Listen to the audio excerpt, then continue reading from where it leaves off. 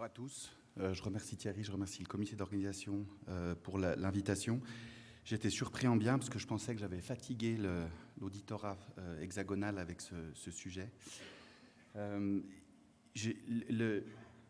but... Comment est-ce que... effectivement, Thierry m'a demandé de parler de techniques qu'on met en œuvre dans le service depuis presque 10 ans maintenant. Vous verrez beaucoup dans mes slides en anglais le mot mini-invasive, mais c'est parce qu'elles proviennent aussi d'une équipe avec laquelle on travaille nord-américaine qui est Accès Marketing, mais à mon sens, je ne pense pas qu'on puisse parler encore de voir cette technique comme une technique vraiment mini-invasive, comme celle auquel vous avez accès, notamment en chirurgie spinale adulte ou en chirurgie orthopédique adulte. Et il faut, à notre sens, plus le voir comme une modification de la voie d'abord postérieure standard, de manière à essayer de limiter la morbidité, notamment les dégâts musculaires, les dégâts tissulaires et les pertes sanguines. Alors c'est aussi un peu tombé en désuétude parce qu'il y a eu tout ce battage ces 2 dernières années autour des techniques de modulation de croissance vertébrale que nous pratiquons aussi avec des indications relativement strictes et sévères. Mais je ne pense pas que, même si la technique dite de VBT représente probablement l'avenir pour certains de nos patients, en tout cas dans notre expérience, ça concerne qu'une minorité, parce qu'on les attrape souvent trop tard en termes de croissance résiduelle. Et notre impression, c'est que la nécessité de spondylodèse dans la population enfants, adolescents, jeunes adultes, pour ce qui est des idiopathiques notamment, va pas diminuer. Si vous avez juste mes conflits d'intérêts, l'ensemble de l'argent est versé à mon hôpital et en fait sert à soutenir notre recherche en termes de frais de publication et de salaire pour notre assistante de recherche. Pourquoi est-ce qu'on s'est intéressé d'abord aux scolioses idiopathiques? Parce que vous le savez que quand vous avez une pratique de scoliose, c'est un peu plus de la moitié de vos indications, en tout cas à l'adolescence et le jeune adulte. On sait par ailleurs que non traitée, cette pathologie est associée à une espérance de vie normale, qu'elle va conduire à des femmes généralement hautement productives et fonctionnelles, et que même s'il y a encore des débats, des discussions quant aux problèmes douloureux sur le long terme pour certaines cours par rapport à d'autres, très clairement, la majorité de ces femmes, et c'est bien documenté dans les études au long cours, notamment de Weinstein, en se basant sur les sous-scores du score SRS, dit self-perception, cette maladie a un impact cosmétique ou un retentissement social conséquent ou significatif pour elle. Vous savez que le traitement chirurgical, le gold standard aujourd'hui reste la fusion instrumentée par voie postérieure, généralement avec des montages à vis pédiculaire. Alors le premier problème, qui probablement l'aspect, j'allais dire, le plus discutable de cette technique, je le conçois, qui probablement ne concerne pas toutes nos patientes, mais en tout cas, je pense une proportion significative d'entre elles, c'est l'impact de la cicatrice. Il y a peu de scores il y a des scores qui prennent en charge cet aspect, mais peu de scores, clairement pas tous. Ce ne sont pas non plus les scores les plus utilisés.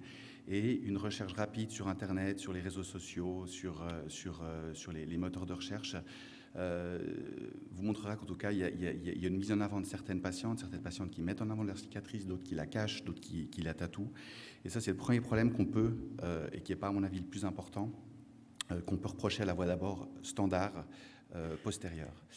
Le deuxième souci, qui à mon avis est le plus important, et qui, j'ai jamais compris pourquoi, est ignoré ou pas pris en compte dans le domaine du milieu de la scoliose et notamment de la scoliose idiopathique, c'est qu'on a tout un corps de littérature relativement conséquent, avec des bonnes études comparatives, qui datent de l'époque en fait où la chirurgie adulte du rachis et les neurochirurgiens sont passés de la discectomie radicale par voie postérieure à des discectomies par voie parasagittale inter- ou transmusculaire, avec vraiment des études bien faites, avec des groupes contrôles, notamment avec des IRM à 2 ans, des épreuves fonctionnelles de mesure de force des extenseurs du tronc et du rachis, qui ont montré que cette voie d'abord standard, que nous utilisons de manière beaucoup plus étendue pour nos scolioses idiopathiques, est associée à une désinsertion importante de la musculature paravertébrale et par là même à une dénervation, à une atrophie persistante sur le long terme, à une diminution de force. Et c'est quelque chose dont on ne tient pas ou qu'on ne mesure pas Et c'est quelque chose aujourd'hui aussi qui nous complique la vie, dans le sens qu'à l'époque, ces études étaient relativement faciles parce qu'il n'y a pas d'implant. Donc c'était relativement facile de revoir vos patients à 2 ans et de faire une étude comparative qui comparait ces deux cohortes. Et aujourd'hui, on a énormément de peine. On a essayé avec l'ultrason, mais c'est compliqué de contrôler. On se pose la question de l'IRM, notamment les IRM à bas champ, qui nous permettrait de mieux apprécier la vitalité musculaire autour des implants. Mais on a beaucoup de peine à documenter ce problème et à montrer d'autres voies d'abord peut-être préservent mieux la musculature rachidienne. Et conséquemment à cette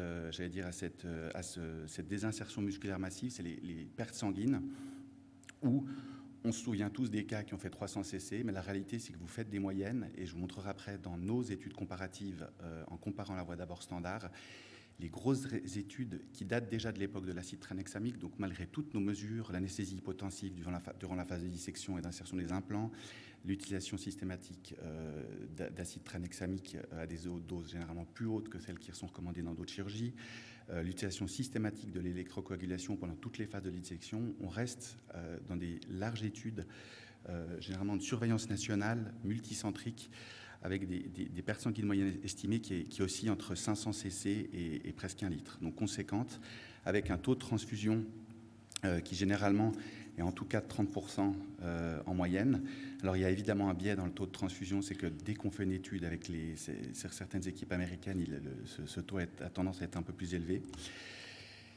On sait d'un autre côté, et les collègues adultes le savent mieux que moi ou le vivent mieux que moi dans leur pratique, que ces 20 dernières années, voire même 30 dernières années, des techniques moins invasives ont été bien développées, utilisées, initialement pour le traitement de troubles dégénératifs limités, plus récemment pour le traitement des fractures thoracolombaires, avec tout un corps de littérature, notamment allemande, assez intéressant en termes de retour accéléré au travail dans la population adulte, de raccourcissement de la durée opératoire, de pertes sanguines, voire même de durée opératoire plus courte.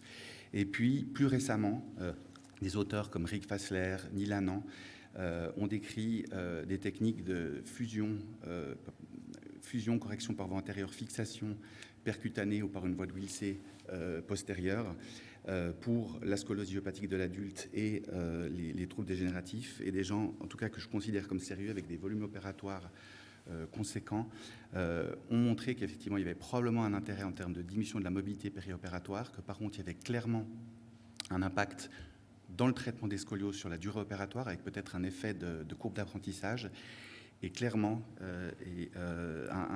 une diminution de la force de correction, notamment pour les déformations fixes ou rigides dans le plan sagittal.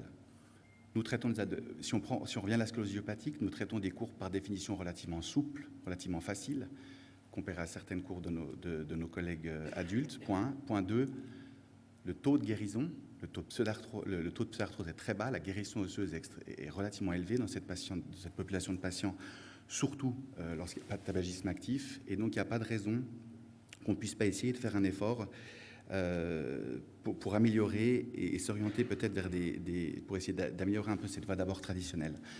Alors quels sont les problèmes qui sont classiquement mis en avant, ou les challenges auxquels on doit faire face dans la situation spécifique donc, de scoliose? Alors il y a le problème que par définition ce sont des courbes qui vont faire plus de 45-50 degrés, donc qui vont nécessiter plus de niveaux instrumentés. Donc ça va être compliqué d'instrumenter plus de niveaux par des petites incisions.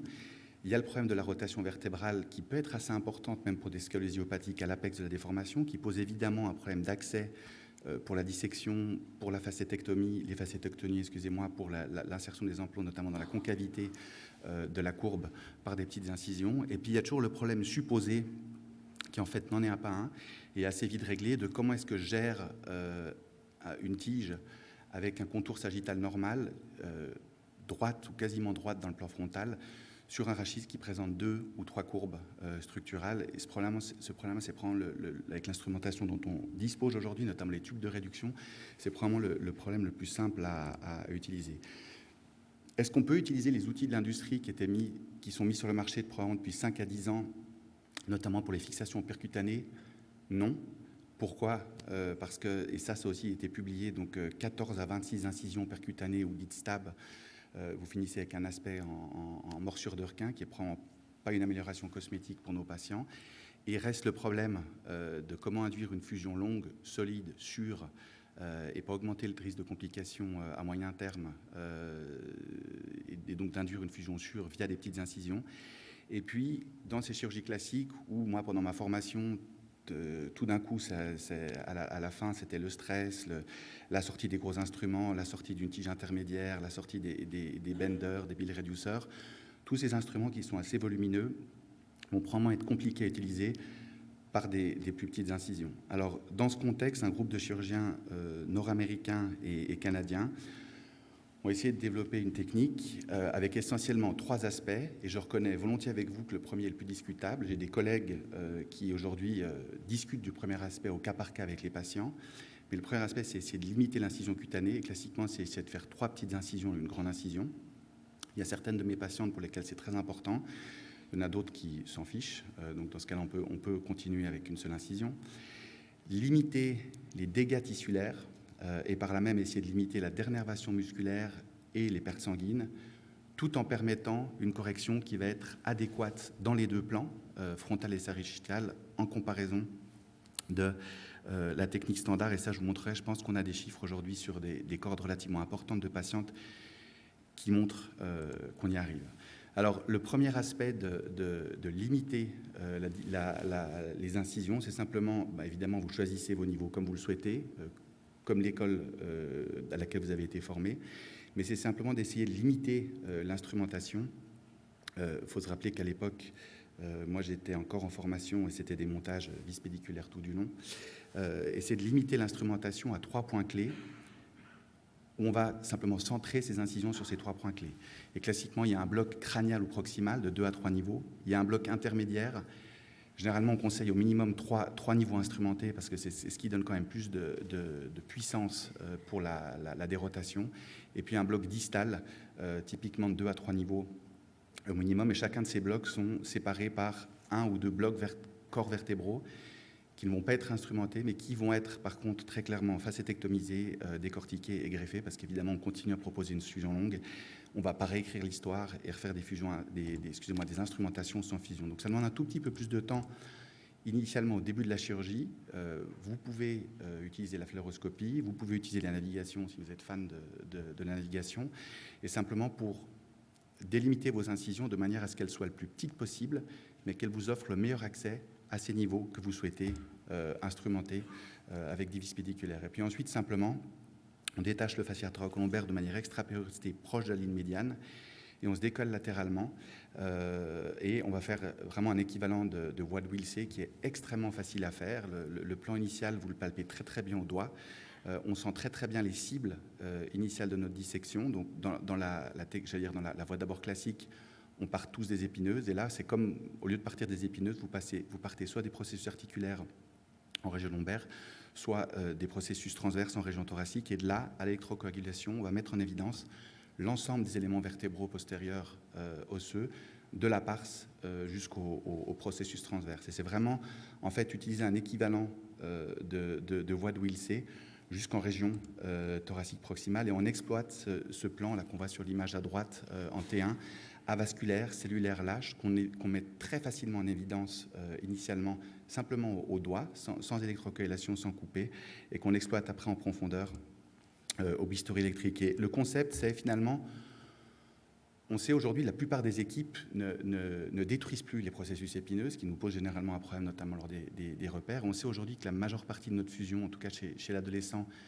va venir de la région interfacétaire, point 1. Point 2, très proche de cette zone de fusion, nos points d'entrée des vis pédiculaires. Et l'idée, c'est, au lieu d'utiliser le corridor chirurgical classique, c'est d'utiliser un corridor chirurgical qui va être centré sur ces 2 points clés en termes de fusion et d'instrumentation. Et c'est rien d'autre que ça.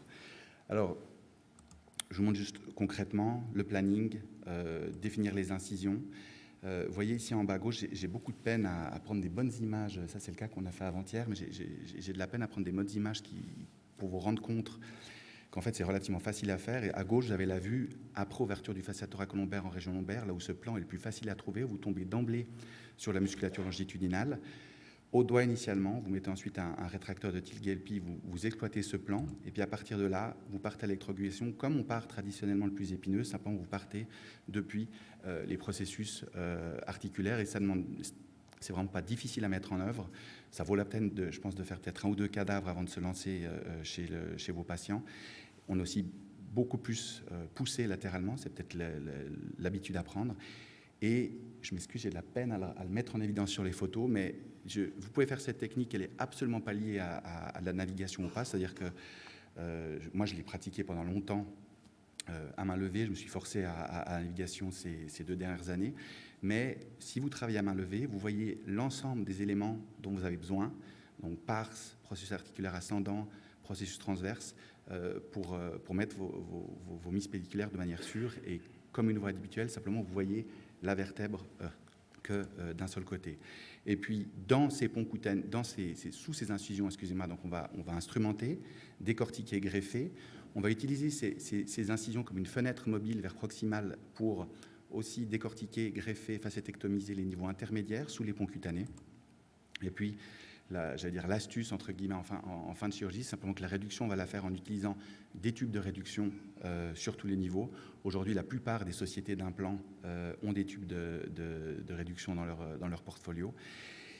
Et typiquement, donc on va insérer la tige. Donc, il y a beaucoup de papiers initiaux sur cette technique qui recommandaient de l'insérer depuis la tête. Notre expérience, depuis proximal, notre expérience, c'est qu'on s'embête toujours avec la tête. Donc, nous, on préfère l'insérer de distal à proximal. Et classiquement, on va retourner de 180 la tige pour l'insertion, simplement parce que quand vous l'insérez de distal à proximal, vous n'avez pas la protection en région thoracique des articulaires, vous montez dans le mauvais sens et il y a un risque de pénétration de la tige. C'est le seul, j'allais dire, la seule chose à laquelle il faut faire attention, ce qui n'est pas très compliqué. Et c'est une chirurgie que vous pouvez faire seule si vous avez les rétracteurs adéquats, qui ne sont pas des rétracteurs spéciaux, et ces tubes de réduction. En comparaison des scolioses qu'on avait à l'époque, où des fois il fallait avoir 4 ou 6 mains, la réduction, c'est probablement la phase la plus facile, et vous pouvez la faire tout à fait seule. Et après avoir donc contrôlé la rotation de notre tige, réglé la rotation en bout de montage, on va juste augmenter la correction en faisant de la dérotation vertébrale directe. Et puis la deuxième tige, donc quelle que soit votre école, vous pouvez venir de la droite, depuis la gauche, depuis convexe, concave. La deuxième tige est une tige neutralisante. Il y a 3 éléments dans notre expérience qui nous semblent importants, 3 détails, mais qui peuvent compter. Le premier, c'est de disposer de tiges qui ont évidemment une extrémité avec une empreinte hexagonale, et donc d'une clé hexagonale qui va permettre de contrôler la rotation de la tige au fond d'une petite incision. Le deuxième pour la tige, c'est d'avoir des tiges lignées. C'est ce qui vous permet, à travers les fentes du tube ou entre les fentes du tube, de régler précisément la rotation de vos tiges. Le deuxième élément, c'est au niveau des tubes. C'était un problème qu'on avait, par exemple, avec le longitude 1, qui a été très bien corrigé ensuite sur le longitude 2 de chez Medtronic, c'est de disposer de tubes qui ont une fente suffisamment longue. Si ce n'est pas le cas, vous avez extrêmement de peine en fait, à gérer le problème sagittal, et notamment d'utiliser des tiges hypersyphosées pour augmenter la syphose. Et vous avez de la peine à les passer. Donc c'est important d'avoir des tubes longs. Il faut au minimum 15 cm dans notre expérience. Et puis on a essayé beaucoup de rétracteurs techniques développés pour le mini-invasif, notamment chez l'adulte. Ce qui marche le mieux, c'est un bon vieux Gelpi, une paire de Gelpi à angle droit. C'est le rétracteur qui vous permet le plus d'ouvrir ces petites incisions tout en vous gênant pas pour travailler. Et les étapes, donc ça reste une fusion instrumentée par voie postérieure, c'est juste qu'on change un peu la voie d'abord et la technique de correction parce qu'on a moins de place pour corriger. Et j'allais dire, la seule autre différence en termes d'étapes, c'est que classiquement, on va décortiquer, greffer avant l'instrumentation définitive et notamment avant la mise en place des tiges, parce que la surface osseuse disséquée étant moindre, on a évidemment un moins bon accès une fois que la correction est faite, tige en place. Voilà, on veut garantir le même taux de fusion que pour un standard. Alors ça, c'est un des tout premiers cas qu'on avait fait à l'époque. Évidemment, il ne faut pas se lancer dans des courbes de 80 degrés, je pense au début, il faut être humble. Que ce soit en termes de type de courbe, donc une courbe simple, une courbe souple, une Linky 1, une Hollywood curve, comme dit nos collègues anglo-saxons, une courbe de 45 à 50 degrés. Je rajouterais ce qu'il y a autour de la courbe, une gentille fille, compliante, non tabagique, pas se mettre dans des situations dangereuses. Et puis graduellement, je vous montrerai après notre courbe d'apprentissage, on traite aujourd'hui tous les types de scoliose hépatique, j'allais dire juvéniles et adolescents, probablement jusqu'à 80-85 degrés, que ce soit des doubles courbes structurales comme cette Linky 2 ou triple courbe satrirale comme cette Linky 4, sans gros soucis. Alors, je vous montrerai après les chiffres parce que je déteste parler d'un cas, mais cette fille faisait une 60aine de kilos. T2 L4, je ne pense pas que je sais le faire avec 230 cc de perte par une voie standard. Mais de nouveau, je vous montrerai après les chiffres qui montrent le pourcentage de diminution qu'on a en termes de perte sanguine. Alors, la première chose, donc on a commencé avec cette technique en 2013. Les tout premiers cas, évidemment, on a pris des cas relativement simples. Ça s'est gentiment accéléré. Et la première chose, c'était d'analyser nos 70 premiers cas effectués sur cette période. Vous voyez, avec à peu près tous les types de Lenki représentés avec une proportion qui est la proportion normale, c'est-à-dire une majorité de Lenki 1 et de Lenki 2, un âge moyen de 15 ans, ce qui est généralement chez moi l'âge moyen pour le traitement des scolioses héopathiques, le traitement chirurgical, un BMI bas. On reste en Europe avec une population, un phénotype, j'allais dire un svelte, qui fait partie un peu de la scoliose hépatique et un BMI bas. Des durs opératoires, alors ces éléments, parce que je me fais souvent harponner par des collègues qui font toute leur chirurgie en 2h30, 3h. Ces éléments, c'est l'évaluation des anesthésistes. C'est pas moi qui détermine la durée opératoire, donc les anesthésistes renseignent nos durées d'intervention dans le dossier électronique du patient, et c'est de là qu'on extrait nos données. Et c'est clair que, voilà, en moyenne, c'était 5,6 heures, donc on était relativement long. Je vous montrerai après que rapidement ce temps a diminué, qu'il reste à terme une différence avec la technique standard, mais je pense que cette différence est acceptable. Des pertes sanguines estimées en moyenne de 350 cc, avec des patients qui perdaient jusqu'au minimum 50 cc. Et ça, dans notre pratique, ça a été, en tout cas localement avec nos collègues anesthésistes, un énorme changement, et ça a conduit à l'abandon de l'utilisation du cell-saver, sauf coagulopathie préopératoire, sauf hémoglobine basse, en préopératoire pour le traitement des scolioses héopathiques par fusion postérieure, et une durée de séjour qu'on a encore abaissée, je vous montrerai après comment, notamment en utilisant des protocoles de réagression rapide, mais qui est passé d'un peu plus d'une semaine à sous la barre des 5 jours, sans changer notre protocole de rééducation post-opératoire pour ces 70 premiers patients.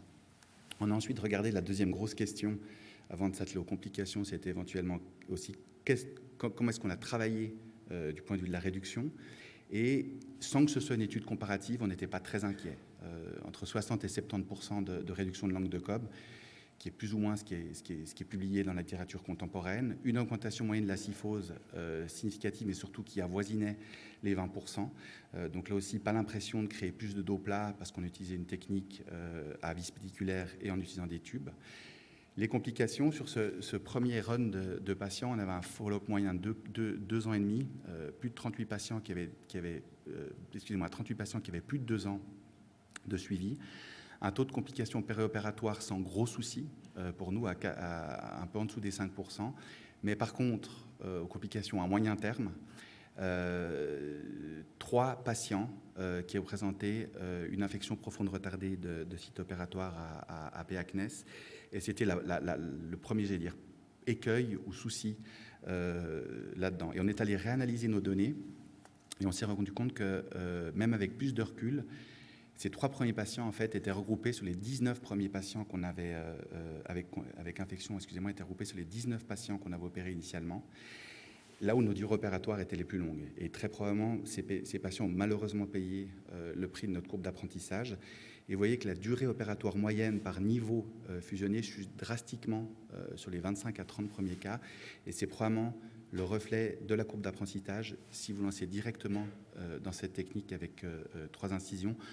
Je vous montrerai après aujourd'hui comment est-ce qu'on propose de s'y mettre justement pour diminuer l'effet de cette courbe d'apprentissage. Concomitamment, on voit aussi, probablement en lien avec la durée opératoire, mais pas que, il y a aussi une chute, une diminution significative des pertes sanguines sur les 25 à 30 premiers cas. L'idée, après, c'était d'avoir, est-ce qu'on maintenait ce type de résultat? Est-ce qu'on avait le même taux de complications? Alors, on a à peu près là 1%, je crois, entre 1 et 2% d'infection profonde retardée, donc on n'a pas l'impression aujourd'hui qu'on a plus d'infection profonde retardée. Donc on a regardé environ 70 patients, 70 patients, excusez-moi, après courbe d'apprentissage, de nouveau à peu près la même population, la même répartition en termes de classe de Linky, de nouveau un BMI plutôt bas, ce qui est habituel chez ces patients. Une durée opératoire moyenne qui passait cette fois-ci sous les 5 heures, donc qui devenait plus acceptable, une durée opératoire moyenne par niveau fusionné de 24 minutes, des pertes sanguines en moyenne qui passaient cette fois-ci sous la barre des 300 cc, ce qui représentait, et je pense que c'est plus important, malheureusement la plupart des études sur les scolioses donnent le volume sanguin moyen perdu, et je pense que ce n'est pas très intelligent parce que 300 cc ou 500 cc chez une adolescente de 14 ans qui fait 47 kg, ce n'est pas la même chose que chez un adulte de 35 ans qui fait 95 kg. Et je pense qu'il faudrait plus essayer de comparer en termes de pourcentage de volume estimé total sanguin. Malheureusement, c'est rarement fait. Et une durée opératoire, là à nouveau, sans modifier notre protocole, qui continuait à baisser et à s'approcher des 4 jours. Le même type de résultat en termes de correction dans les deux plans, donc entre 60 et 70% de réduction de l'angle de Cobb, et une augmentation moyenne de la syphose thoracique d'à peu près 20%. L'étape d'après, c'était de trouver d'autres centres qui étaient d'accord de faire une étude multicentrique. Ça a été relativement long. C'est compliqué, malgré plusieurs appels du pied à des bases de données, notamment européennes, qui ne voulaient pas rentrer en matière. Et on a réussi à monter une espèce de petit groupe de recherche et à faire cette série qui n'est pas parfaite. Je pense que l'étape d'après, ce sera de faire une série par type de Lenki. Mais on avait à peu près 500 patients, un peu moins de 200 dans le groupe opéré avec cette technique de split musculaire à 3 incisions, presque 300 patients opérés par voie postérieure standard. Alors, la plupart des cas opérés par voie postérieure standard viennent pas de chez moi. Mes problèmes de chirurgiens qui ont un gros volume et une expérience, donc je ne me permettrai pas de remettre en cause, disons, leur durée opératoire. Et là, ce qui est intéressant, c'est qu'on maintient le même type de résultat en termes de correction de la déformation, donc pas de différence significative de correction de l'angle de Cobb de la courbe majeure. On est entre 60 et 70%, proche des 70% entre les deux groupes. Un changement de syphose, alors de nouveau de presque 20% dans le groupe opéré par voie moins invasive contre une diminution de la syphose dans le groupe postérieur. Alors, ce n'est pas lié à la voie, mais je pense que dès le moment que vous mettez des tiges plates, quelle que soit votre voie d'abord, vous ne recréez pas, vous ne restaurez pas la syphose de vos patients. Donc, je ne dis pas que la technique standard crée moins de syphose. Je pense simplement que la technique moins invasive est aussi efficace que la technique standard. Et là, c'est probablement lié à un problème de technique et de conformation des tiges de certains chirurgiens. Et là, de nouveau, une différence significative de durée opératoire, mais qui, à mon sens, devient acceptable dans le sens qu'on a 20 minutes de différence. Et je pense que 20 minutes de différence de durée opératoire, si ça nous permet de diminuer significativement de presque 50% le taux de perte sanguine, si ça nous permet de diminuer significativement le taux de transfusion, et si ça nous permet aussi de diminuer la durée opératoire sans changer initialement notre protocole de rééducation post-opératoire, je pense que c'est plus qu'acceptable. On avait souvent la remarque, mais vous devez beaucoup irradier. Alors, l'intégralité de ces patients ont été opérés à main levée, avec l'utilisation de la fluoroscopie en fin de chirurgie pour contrôler le montage et en début pour marquer les incisions. Elle n'avait pas non plus de différence significative en termes d'irradiation, ce qui est important dans cette population de patients. Quand on regardait le taux de complications, pas de différence significative et des chiffres relativement proches en valeur absolue entre les deux groupes pour les complications périopératoires à 1 mois, un peu plus de complications à long terme avec 3 ans de recul dans le groupe opéré par voie moins invasive, mais sans que ça atteigne le seuil de significativité. Et je pense que c'est important de rappeler qu'on y a mis tous nos patients. Donc évidemment, et un collègue new-yorkais et moi-même, il y avait nos patients de la courbe d'apprentissage, on a eu un peu plus d'infections. Et malgré ça, vous voyez qu'on reste dans des taux qui, à mon sens, sont acceptables et qui sont probablement un peu diminués aujourd'hui. Et l'autre élément relativement important, donc dans une même institution, parce qu'évidemment, quand vous comparez différentes institutions avec différents protocoles d'antalgie, différents protocoles de rééducation, c'est pas possible de comparer certaines données. Dans une même institution, l'impression que la consommation d'opiacés au premier jour, au deuxième jour, totale sur les 2 premiers jours, était significativement diminuée, et aussi une diminution significative des scores de douleur, notamment sur l'échelle visuelle analogique à l'activité. Donc, de nouveau, d'autres bénéfices potentiels associés à ce type de voie d'abord. Alors, Évidemment, si vous ne changez pas votre protocole de rééducation post-opératoire, vous n'allez probablement pas bénéficier complètement des apports de cette technique. Et depuis 2016, on a graduellement, parce que c'est un énorme changement de mentalité auprès des physiothérapeutes, auprès des infirmières, et c'était beaucoup de travail et ça demande une implication du chirurgien, je pense, assez importante en dehors de la salle d'opération et du box de consultation. On a implémenté un de ces protocoles de rééducation rapide ou voie de décharge accélérée, donc où on coupe la PC à J1, premier levé à J1, reprise de l'alimentation par voie orale à J1, utilisation de toutes les autres molécules possibles, anti-inflammatoires, myorelaxants pour diminuer le plus possible l'utilisation des opiacés en post-opératoire précoce. Et ça nous a permis de diminuer encore plus notre séjour moyen jusqu'en 2020 à 3,2 jours. Et puis maintenant, en utilisant notamment des techniques de bloc préopératoire, des extenseurs du rachis sous échographie par les anesthésistes avant notre incision qu'on complète en fin de chirurgie, on est gentiment en train de baisser sous la part des 3 jours. Alors initialement, c'était favorable d'un point de vue financier. Donc on est dans un système, je crois que vous avez à peu près le même de DRG, Diagnosis Related Group, où vous recevez une enveloppe budgétaire par type de pathologie et de faire sortir nos patients beaucoup plus tôt, d'utiliser aussi beaucoup moins d'équipements, moins de transfusions, plus de cell saver, a permis d'avoir un taux de couverture pour notre département de 127%. Et grosso modo, ça veut dire que sur la prise en charge chirurgicale d'une sclérose hépatique pour un patient, qui vaut à peu près au total 60 000 euros, l'hôpital faisait 27% de bénéfices. Alors le problème, c'est que depuis 2020, on a continué à baisser notre durée de séjour post-opératoire. J'ai discuté hier avec Tanguy qui m'expliquait qu'il n'y avait plus le système de la borne basse en France.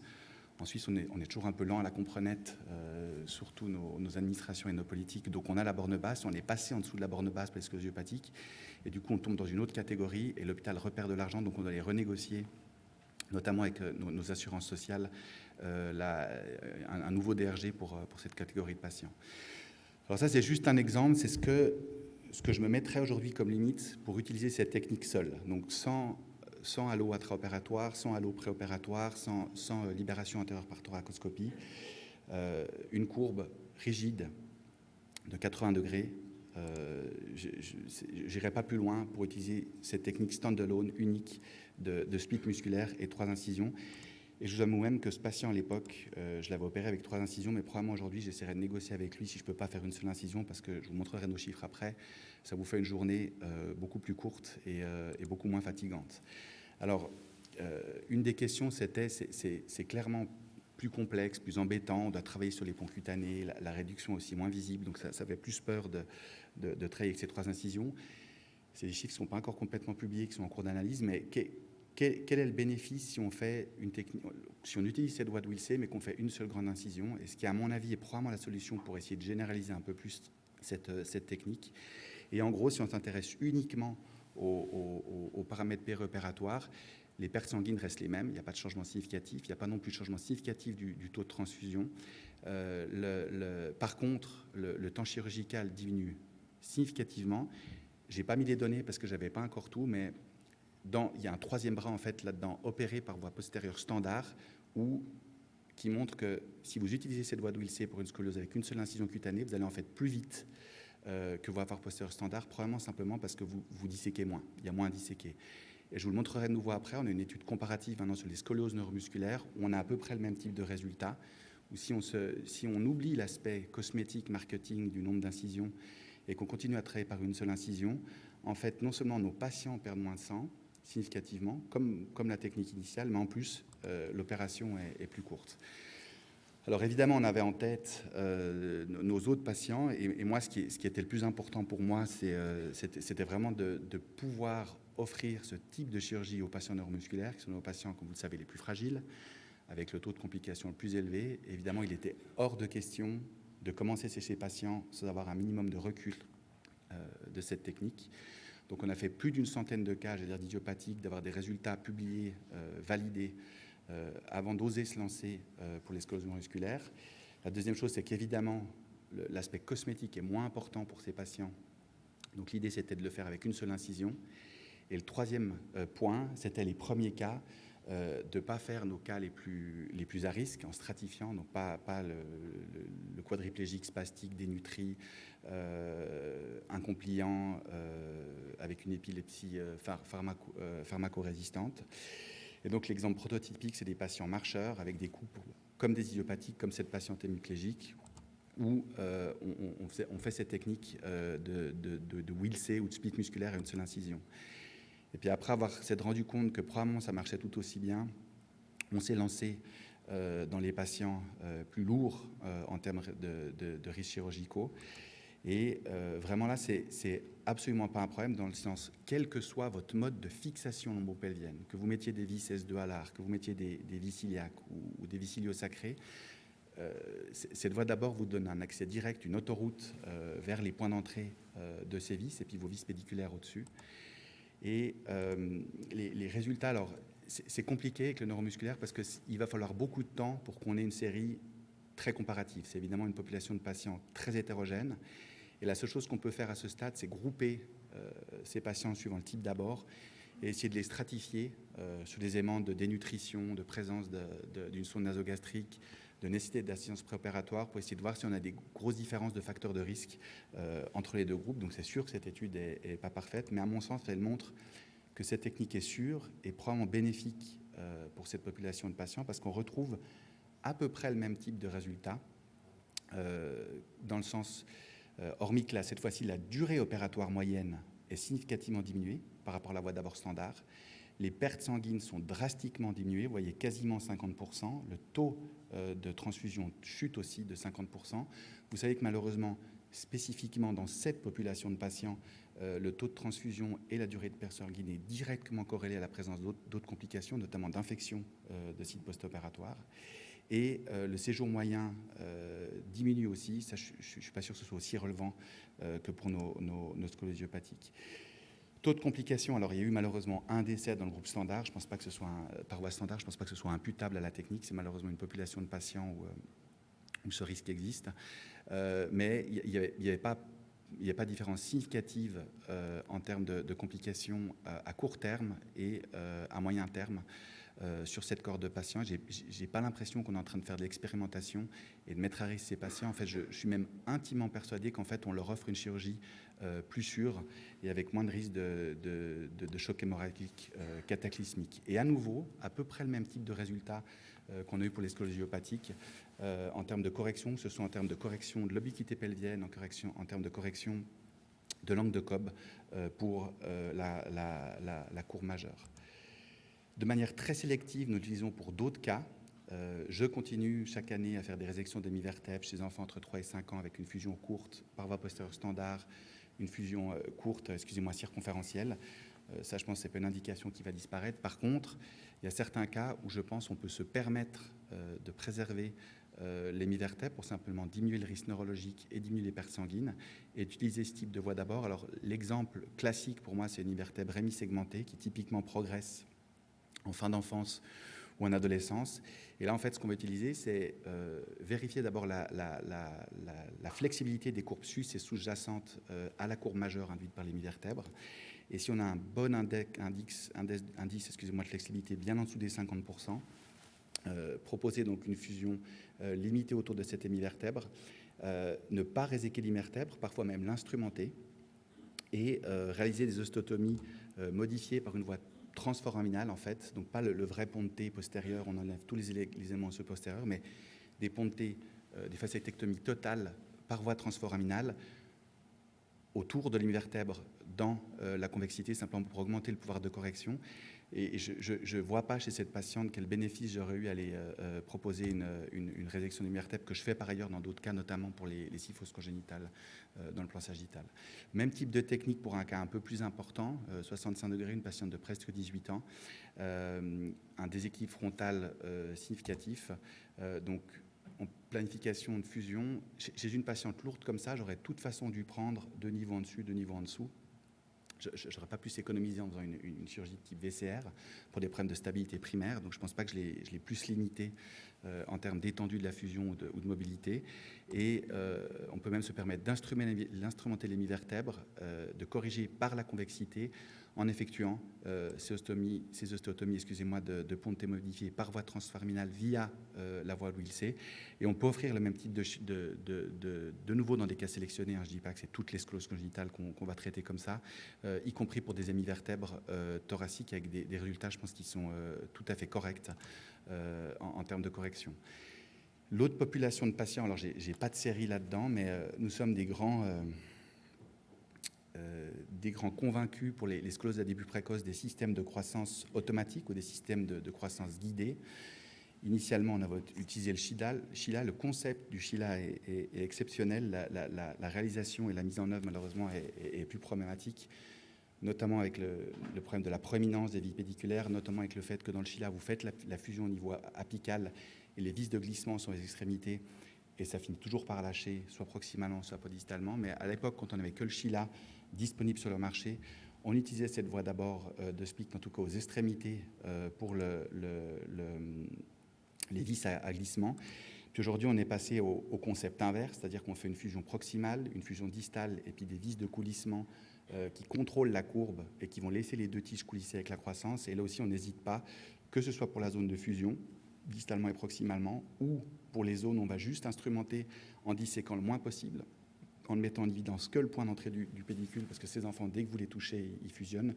On utilise volontiers cette voie d'abord, et c'est, je pense, très intéressant quand vous opérez un enfant de 12 kg, de tout mettre en œuvre à tous les niveaux, y compris dans votre voie d'abord, pour limiter le plus possible les pertes sanguines. Alors, en conclusion, notre expérience et notre impression, donc si vous utilisez la technique complète, en minimisant les incisions cutanées, et cette voie équivalente de Wilsey, il y a une augmentation du temps opératoire. Elle peut être majeure au début en lien avec votre courbe d'apprentissage. Aujourd'hui, elle a 20 minutes et au vu des autres bénéfices, pour moi, c'est plus qu'acceptable.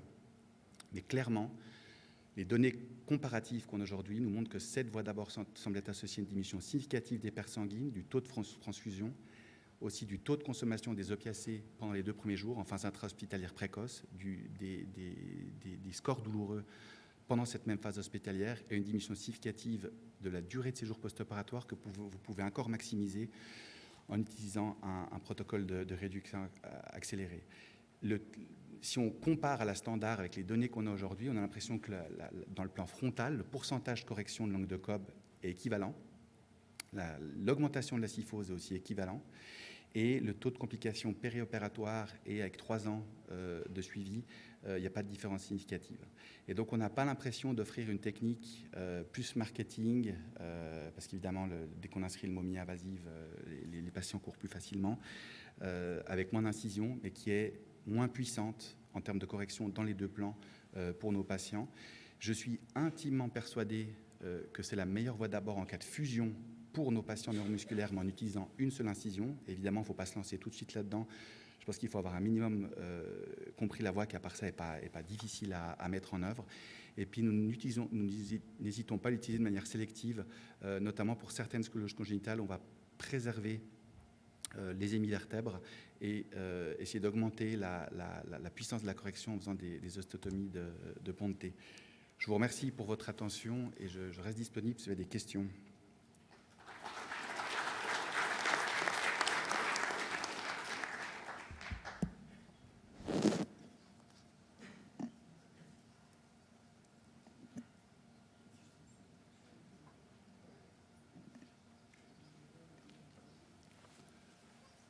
Bonjour, Benjamin Bouillet à Bordeaux. J'ai une question moi sur l'approche musculaire, pas tellement sur les aspects techniques, mais plus parce que ce qu'on connaît bien en chirurgie rachitienne classique, c'est la voie de Wilsey pour le lombaire, où effectivement on a le split musculaire des muscles recteurs. Mais en thoracique, il y a une couche musculaire superficielle, le trapèze, les rhomboïdes. Et finalement, en écartant sur les côtés, moi j'ai toujours eu tendance à croire qu'on avait tendance à écarter ces muscles-là, et que le fait de les raccrocher est encore plus dur en fait après. Je ne sais pas comment vous gérez cette couche musculaire superficielle pour les raccrocher après. Et du trapèze qui s'insère vraiment superficiellement quoi, sur les épineuses. Et enfin, moi, j'ai toujours eu tendance à croire que c'était un des problèmes de la fixation post-op des scolioses ou de toutes les ostéosynthèses thoraciques. On a de temps en temps quand même des patients qui ont des difficultés à ramener les épaules en arrière, qui ont des creux musculaires interscapulaires. Et avec cette technique, j'ai l'impression qu'on a tendance à aggraver ces problèmes musculaires.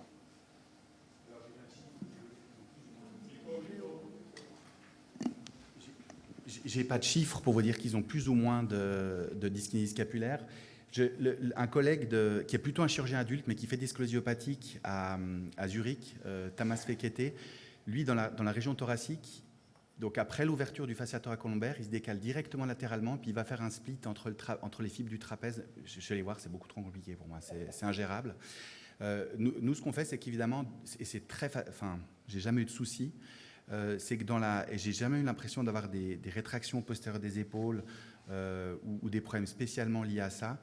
Dans la région thoracique, évidemment, vous ouvrez le fascia thoracolombaire de chaque côté des épineuses. Et puis après, vous voyez très très bien les rhomboïdes. Tant que vous voyez en gros de la musculature oblique ou transverse, vous continuez à couper le fascia proche de la ligne médiane extra-périostée, mais proche de la ligne médiane pour moins d'énerver. Et puis dès que vous voyez les groupes musculaires longitudinaux, donc le longissimus, et là vous décalez latéralement. Je referme cette couche, donc j'ai l'impression qu'on a moins d'infections en fait, notamment précoces, notamment chez les neuromusculaires. Je n'ai vraiment pas les chiffres pour le dire, hein, c'est vraiment une impression. Les collègues adultes qui maintenant utilisent beaucoup ces voies ont aussi l'impression qu'ils ont moins d'infections. Et je me demande si ce n'est pas justement parce que l'incision cutanée est décalée géographiquement de la voie d'abord musculaire sous-jacente. Et eux ne le font pas, mais moi je le fais. Donc quand je referme, d'une part, je referme la voie de split musculaire de chaque côté, superficiellement de manière relativement lâche. Et ensuite, je ramène le trapèze et le fascia thoracolombaire ensemble, en bloc, avec du Vicryl 2, par-dessus les épineuses. Alors, je dois reconnaître que j'ai quelques patients qui sont capables de bouger leur cicatrice. Et je pense que c'est l'adhérence du trapèze, notamment la cicatrice intermédiaire. Ils ne s'en plaignent pas. Je n'ai jamais eu de problème par rapport à ça. Mais effectivement, peut-être que je modifie un peu l'anatomie là. Mais j'ai vraiment pas de problème. Je n'ai pas l'impression que ça soit un problème, disons.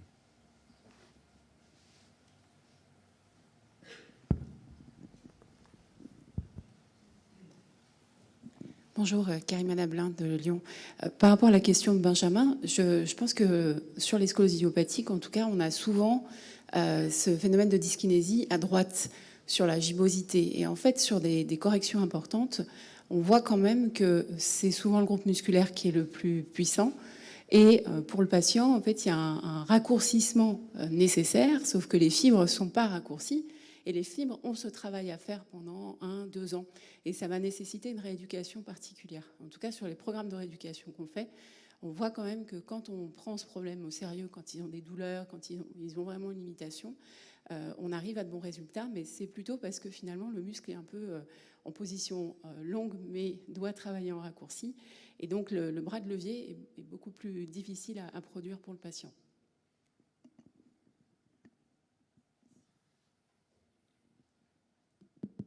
Bonjour, Ben Amida de Tunis. Merci pour cette brillante présentation. Moi, j'ai une question technique. Comment vous faites la fasciectomie des vertèbres non instrumentées entre les blocs sans ouvrir? Non, c'est pas un problème. L'incision, bon, c'est des patients jeunes, c'est une peau souple. L'incision se mobilise assez bien vers le haut. Et puis, c'est le seul moment, je déteste utiliser des rétracteurs à angle droit, des choses comme ça, mais c'est le seul moment où parfois j'en ai besoin. Mais des fois, on arrive très bien à installer son Gelpi sous le pont cutané, et puis il faut simplement coucher la lumière. J'aime pas travailler avec un casque, ça me fait mal à la tête. Et c'est un peu embêtant, et c'est là, en fait, probablement qu'on perd du temps. Je pense qu'on perd du temps parce qu'on doit planifier nos incisions, comparé à une seule incision, et on perd du temps dans le travail sous ces ponts. Mais on les fait, on les voit très clairement, on les fasciectomise, on les décortique à la fraise comme le reste. Et d'ailleurs, quand vous venez ensuite par un haut, vous retrouvez en fait votre greffe et votre dissection, vous retrouvez le tunnel que vous avez fait en dessous. Et c'est vraiment pas difficile, je pense. Est-ce que vous pensez qu'elle est indispensable? À partir du moment où vous avez 3 blocs majeurs. C'est une question difficile. J'ai pas envie de faire j'ai peur de faire l'étude pour le savoir. Je pense que c'est une population de patients. Bon, on sait que c'est. Je pense que c'est important d'abord de détecter les tabagiques dans cette population de patients parce que j'ai jusqu'à 20-30% de mes adolescentes à cet âge-là qui fument. On sait que c'est malheureusement un facteur de risque pour une pseudarthrose. On sait que c'est une population de patients où dès qu'on les touche, et on le voit notamment quand on fait des fixations pour fractures ou comme ça, où il faut absolument pas ouvrir l'articulaire. Mais vous me dites, ce serait juste instrumenter, fusionner sur 3 blocs, puis laisser ces niveaux intermédiaires. Ouais. Alors, j'aime pas parler d'un seul cas, mais on a eu une pseudarthrose. Et en fait, il s'est avéré que la facétectomie n'avait pas été faite c'est là qu'on a eu la pseudarthrose et le bris de tige, classiquement, comme toujours, 1 année, 1 année et demie après l'intervention. Et la facétectomie et la décortication avaient été, à mon sens, mal faites d'un côté sous le pont cutané. Je pense qu'elle est... Je pense que ça reste. Je pense que vous prenez des risques. Mais c'est réécrire l'histoire. Hein. C'est pas ma génération, mais on a essayé d'instrumenter et de ne pas fusionner. Et je crois que c'était pas très bon. Et ça date du temps de Harrington. J'ai une autre question par rapport à la nécessité de prendre plus de niveaux par cette technique. Je ne comprends pas votre question. Vous avez dit qu'en faisant de cette chirurgie moins expansive, on est obligé de prendre plus de niveaux que par rapport à une chirurgie classique. Non, ce que je disais, c'est que il ne faut pas confondre un ado de 40 kg chez qui vous enlevez une vertèbre, vous n'allez pas pouvoir faire une fixation dessus et en dessous, c'était pour la sclérose congénitale. Il ne faut pas confondre ça avec un gamin de 8 kg que vous opérez à 4 ans, chez qui vous faites une résection d'hémivertèbre, une fusion ultra limitée dessus-dessous, et que vous protégez généralement après avec un corset pour 3 mois. Ce que je voulais dire, c'est que de préserver dans certains cas l'hémivertèbre, chez les grands, n'implique pas forcément de fusionner plus, parce que de toute façon, je pense qu'à partir d'un certain poids, et ça c'est des règles qu'on connaît des VCR, il faut minimum prendre 2 en dessus, ou 3 en dessus, 3 en dessous. C'était ça ce que je voulais dire. Mais les niveaux que vous utilisez aujourd'hui, cette technique, elle ne change pas vos choix de niveaux proximaux et distaux, surtout pour les scléroses idiopathiques. Bonjour, merci Romain pour cette présentation. J'ai une question parce que l'objectif primaire de cette technique, c'est de moins abîmer les muscles. On sait effectivement que quand on fait des arthrodèses, qu'elles soient au niveau du dos ou qu'elles soient ailleurs, les muscles qui sont de part et d'autre d'une arthrodèse dégénèrent et quand on y retourne 10 ans après, en gros, on n'a que de la fibrose.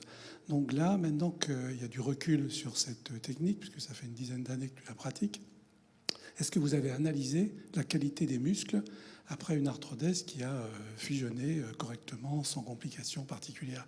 Est-ce qu'il y a eu une étude électromyographique, une étude IRM? Parce que si à l'IRM tout est blanc, on sait que ça n'aura pas été efficace. Et sur l'électromyographie, on verra s'il reste une fonction. Parce que cette zone arthrodésée n'étant plus fonctionnelle, à part la partie proximale et la partie distale où on aimerait bien avoir des muscles, pour le reste, finalement, est-ce que ça apporte quelque chose? J'ai pas de données. On a discuté. Aujourd'hui, on n'a pas l'IRM et c'était quelque chose qu'on avait essayé d'avancer avec Tanguy. Pour l'instant, ça avance, mais très lentement.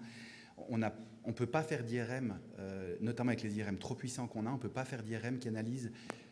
Là, on veut voir la vitalité musculaire, c'est en plein. Là, on a nos implants, nos tiges de chrome cobalt, nos vis. Et on n'arrive pas à le faire par IRM. On s'était posé la question d'essayer de le faire par ultrason, mais c'est probablement trop individu dépendant et on aurait des problèmes de contrôle dans un groupe contrôle opéré par voie standard ou non opéré. Je pense qu'on pourrait éventuellement faire des mesures de force, mais aujourd'hui, j'ai pas ces données claires. Alors, c'est de nouveau about OK, ce que je déteste, mais quand on doit les réviser pour une infection ou pour un autre problème, j'aime bien tester au bistouri électrique la vitalité musculaire et je trouve, médialement, c'est sûr que c'est cuit, mais latéralement, j'ai l'impression d'avoir un muscle qui est toujours fonctionnel, ce qui n'est pas du tout le cas quand on reprend des voies standards, on a une espèce de tissu blanc, fibreux. Mais j'ai pas de données aujourd'hui, non. Il n'y a pas de données électriques non plus? Pas à ma connaissance, non. On a discuté plusieurs fois, mais j'ai pas de solution technique maintenant pour le faire à ce stade. Tanguy Vandœuvre, il est en lien avec une collègue qui fait de la recherche dans le milieu de la radiologie, notamment sur l'IRM Bachan, et ce serait potentiellement une voie du futur pour pouvoir diminuer les artefacts et quantifier la vitalité musculaire morphologiquement proche des tiges. Associé à cette technologie, il y a des choses que je ne comprends pas très bien, mais qui s'appellent élastographie, qui permettent aussi de le faire, mais aujourd'hui, on n'a aucune donnée. Oui, c'est ça, c'est ce que j'allais introduire. Je ne sais pas si Wafa Ascali, que j'ai vu ce matin, est dans la salle, mais avec les ultrasons, on peut faire un certain nombre de choses aussi. Donc peut-être que ce serait un moyen de le vérifier. Mais le problème de l'ultrason, c'est que c'est très opérateur dépendant. Oui, enfin, c'est Et ça va être- des ultrasons tout à fait différents de ce qu'on voit habituellement. Ouais, mais Si elle est dans la salle, elle pourrait nous le dire. ça va être Ouais. compliqué de contrôler. Il faudrait contrôler chez le même patient. Oui, si je peux me permettre, avec l'élastographie ultrasonore, il y a maintenant, on a quelques publications, il y a un protocole qui doit être très précisément suivi, mais on peut estimer, au moins pour un certain nombre de muscles, la qualité musculaire. Mais c'est des techniques d'élastographie ultrasonore, pas les ultrasons classiques. Mais la technique, c'est une valeur absolue ou c'est une valeur normée qu'on va pouvoir comparer entre deux groupes de patients? On peut comparer entre deux groupes de patients. On a fait des études. Alors, ça n'est pas sur l'ensemble des muscles du dos, mais on a fait des études sur les érecteurs. On en a fait. On peut comparer sans problème. Merci. Mais il y a un protocole très rigoureux qui doit être suivi. Il y a une petite courbe d'apprentissage pour faire la mesure. Merci beaucoup, Romain, pour ta présentation que tu as fait avec beaucoup de clarté, beaucoup d'honnêteté. J'avais 2 petites questions à te poser. Non, ne pars pas comme ça.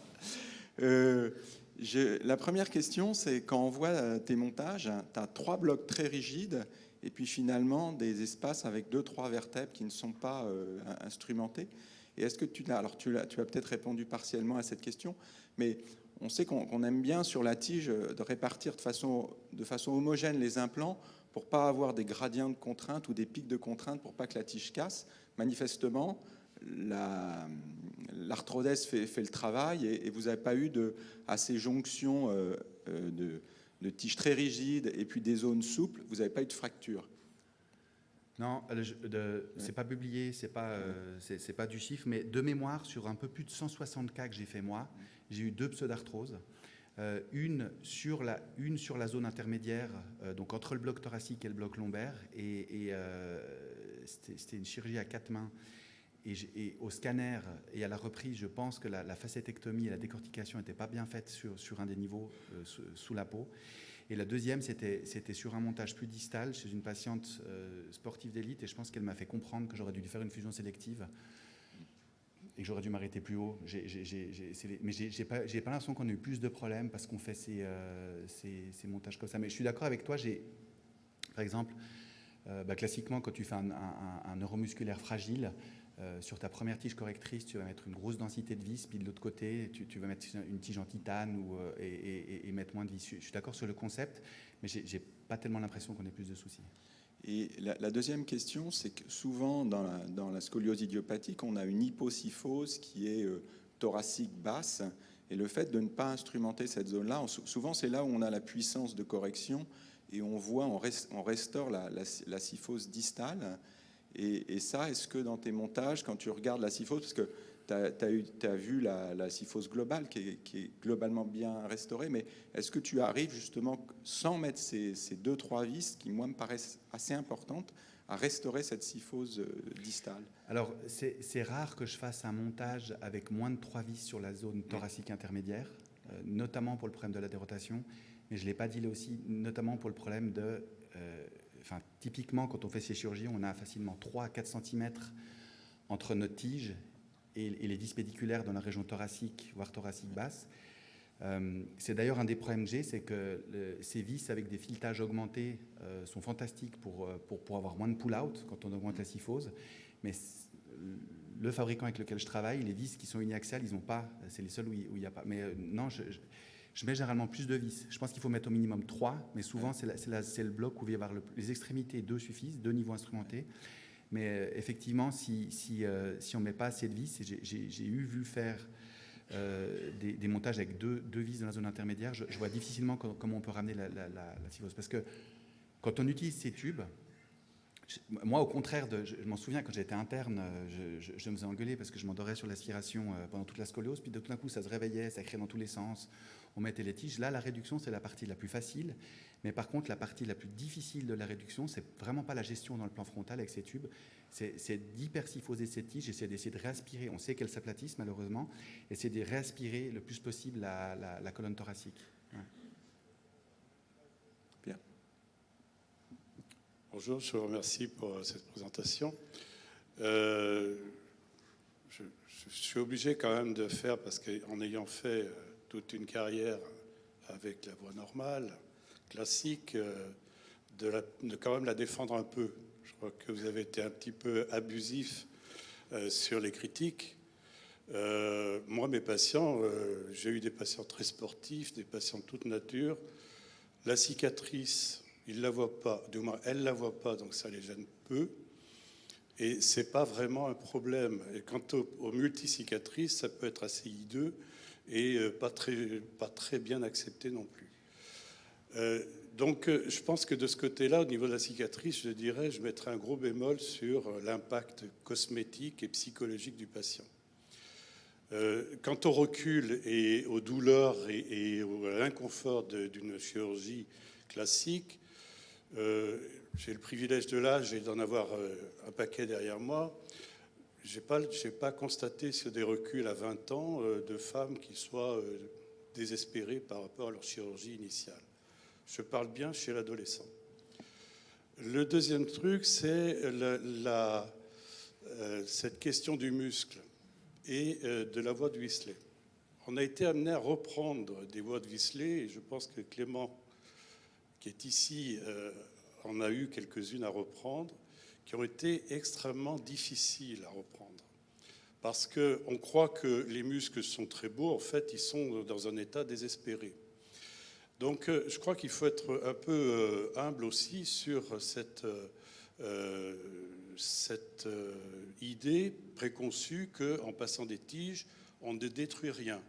Il faut quand même se dire que les tiges, elles vont arracher le muscle au passage, et que souvent le passage à l'aveugle est un petit peu difficile. Maintenant, si sous la peau, on va disséquer profondément et qu'on va chercher les zones qui sont non exposées par la voie cutanée, et que, en fait, on a l'équivalent d'un tir par balle, c'est-à-dire le point d'entrée est très petit, mais dessous, la destruction est massive.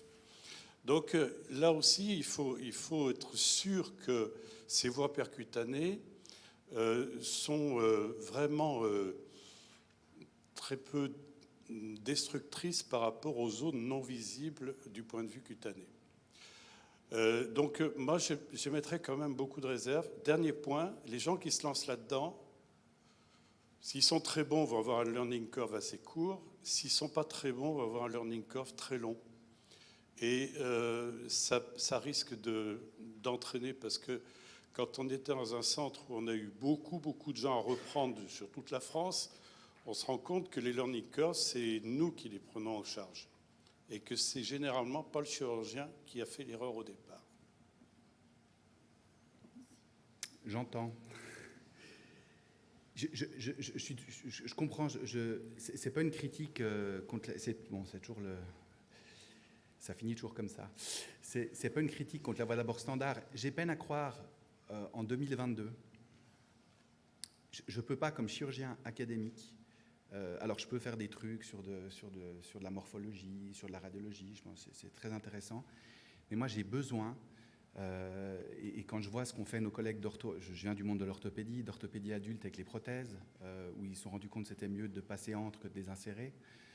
Je ne veux pas croire qu'on essaie, je ne dis pas que c'est le bout du chemin, c'est une tentative, c'est absolument pas une technique absolue, d'ailleurs je pense qu'elle est probablement trop compliquée comme elle est faite pour être élargie, trop élargie. Mais je ne peux pas rester les bras croisés et me dire que notre voie d'abord n'a pas changé pendant un siècle. Ce sera ma réponse à votre remarque. Je ne peux pas me dire que le milieu de la scoliose, qui se veut une chirurgie tellement compliquée à comprendre, à entreprendre, reste les bras croisés et n'essaye pas de trouver d'autres solutions. Mais maintenant, je ne suis pas du tout dans une... Je suis très honnête par rapport à nos résultats, à nos complications. Enfin, j'essaye de l'être en tout cas. Et je ne veux pas croire qu'on va encore continuer pendant un siècle de faire 200 ans la même voie d'abord. Je me sens obligé de faire quelque chose. Après, je ne dis pas que c'est la bonne solution. Ce n'est pas ma technique. Hein. Moi, j'ai été formé, ce n'est pas moi qui l'ai inventé. J'essaie juste de la documenter. Voilà. Je voudrais vous défendre et je voudrais vous aider sur votre gauche.